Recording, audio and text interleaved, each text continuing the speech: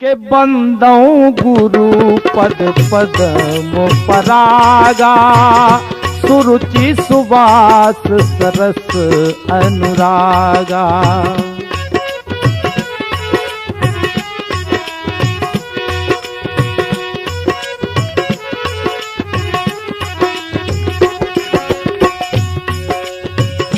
बंदों प्रथम महीसुर चलना, मोह जनित संशय सब हरना।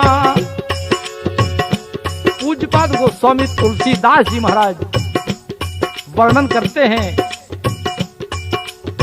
कि बंदों राम लखन वैदेही, जो तुलसी के परम स्नेही।